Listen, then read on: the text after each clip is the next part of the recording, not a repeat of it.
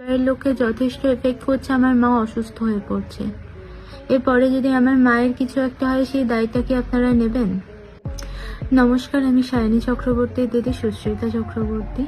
আমি ক্যামেরার সামনে অতটা ইউজড নই, তাও আমাকে বাধ্য হয়ে আসতে হলো, কারণ যে জিনিসগুলো চলছে সেগুলো আমাদের পরিবারকে প্রচণ্ড বাজেভাবে এফেক্ট করছে।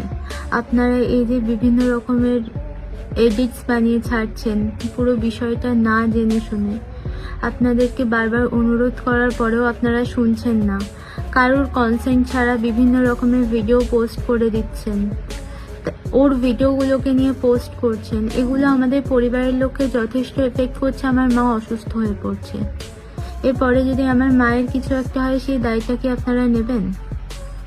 কেন করছেন? বারবার করে বারণ করার পরেও আমি সকালবেলাও সবাইকে অনুরোধ করে পোস্ট করেছিলাম কি আমার বোনকে নিয়ে কোনো কন্টেন্ট বানাবেন না। সায়নী চক্রবর্তীর মৃত্যুতে কেঁদে অজ্ঞান হয়ে গেছেন তার মা। এখন মাকে বাঁচানোই যেন মুশকিল হয়ে পড়েছে। সায়নী চক্রবর্তীর মৃত্যুর পর এবার মুখ খুলেছে তার দিদি। সায়নীর এই আকস্মিক চলে যাওয়া তার পরিবারকে সম্পূর্ণ লণ্ডভণ্ড করে দিয়েছে। সায়নীর মৃত্যুর খবর পাওয়ার পর থেকেই তার মা বারবার অজ্ঞান হয়ে পড়েছেন এবং বর্তমানে তার শারীরিক অবস্থা অত্যন্ত আশঙ্কাজনক।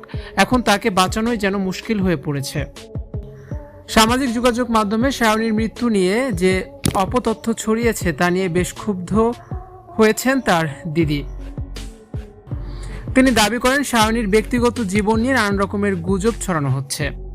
মেয়ের মৃত্যুতে পুরোপুরি ভেঙে পড়েছেন সায়নীর মা। সুস্মিতা স্পষ্ট জানায় সায়নী কোনো কন্টেন্ট বা ভিউজ পাওয়ার মাধ্যম নয়। বাইরে থেকে সায়নীকে সবসময় অত্যন্ত হাসি খুশি এবং প্রাণোচ্ছল দেখা যেত। অবলা পশুদের প্রতি তার ভালোবাসা এবং সমাজসেবামূলক কাজ অনেকেরই নজর কেড়েছে, কিন্তু সেই চেনা হাসির আড়ালে যে গভীর মানসিক যন্ত্রণা লুকিয়েছিল তা টের পাননি অনেকেই। সায়নী কোনো ভিডিওতেই তার কষ্টের কথা বলেননি।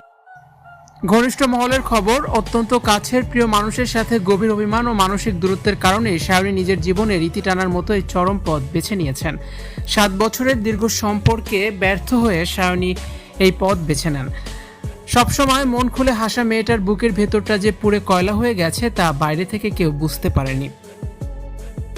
এটি আত্মহনন নাকি এর পেছনে অন্য কোনো প্ররোচনা রয়েছে তা জানার জন্য তার মোবাইল ফোন এবং সোশ্যাল মিডিয়া অ্যাকাউন্টগুলো পরীক্ষা করা হচ্ছে।